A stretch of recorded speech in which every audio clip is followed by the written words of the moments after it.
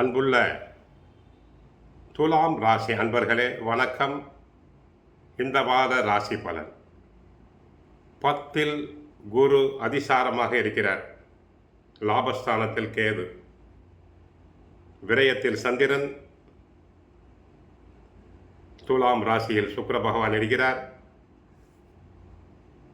2ஆம் இடமாகிய தன குடும்ப வாக்குஸ்தானத்தில் சூரியன் செவ்வாய் 2 அக்னி கிரகங்கள் உள்ளன.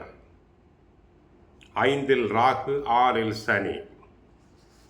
ஆக 2ல் சூரியன், 5ல் ராகு சஞ்சரிப்பதால் உடன் இருப்பவர்களை அனுசரித்து செல்லுதல் வேண்டும்.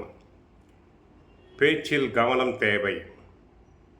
ஏனென்றால் 2ஆம் இடமாகிய தன குடும்ப வாக்குஸ்தானத்தில் 2 அக்னி கிரகங்கள் சூரியனும் செவ்வாயும் இருப்பதால்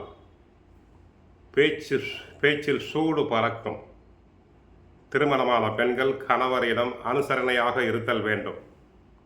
நீங்கள் விளையாட்டாக பேசினாலும் அதனை மற்றவர்கள் தவறாக எடுத்துக்கொள்வர். யோசித்து பேச வேண்டும். குரு 10ல் இருப்பதால் 10லே குரு பதவி பறிபோகும், பணம் பறிபோகும் என்போம். கொடுக்கல் வாங்கல் விஷயத்தில் ஜாக்கிரதையாக இருத்தல் வேண்டும். வியாபாரத்தில் நெருக்கடிகள் இருந்தாலும் உங்களுடைய தனி திறமையால் அதை சமாளிப்பீர்கள்.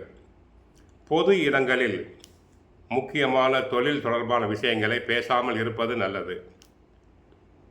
உத்தியோகத்தில் இருப்பவர்கள் சிறப்பாக செயல்பட்டாலும் வேலை பளு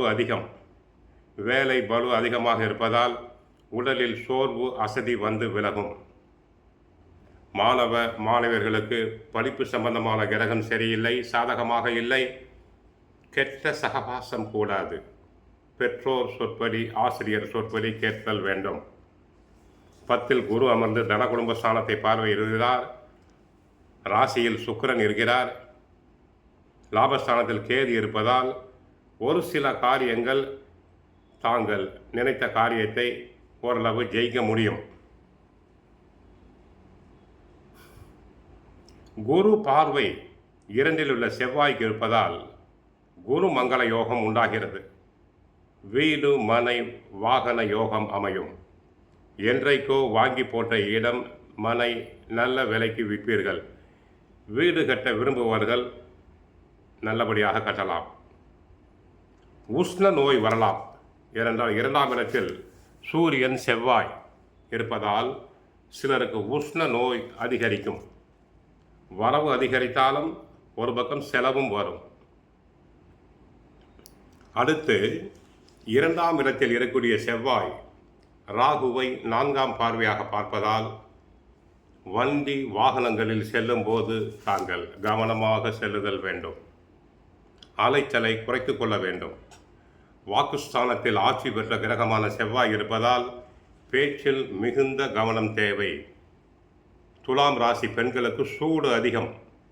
சூடு பறக்கும், அனல் பறக்கும் வார்த்தைகள் வரும். கணவருடன் அனுசரணை தேவை. கோவிலுக்கு சென்றால் மகாலட்சுமி தாயாரை வழிபடுங்கள். நன்மை பெறுங்கள். வாழ்க வளமுடன். மங்களம் உண்டாகட்டும்.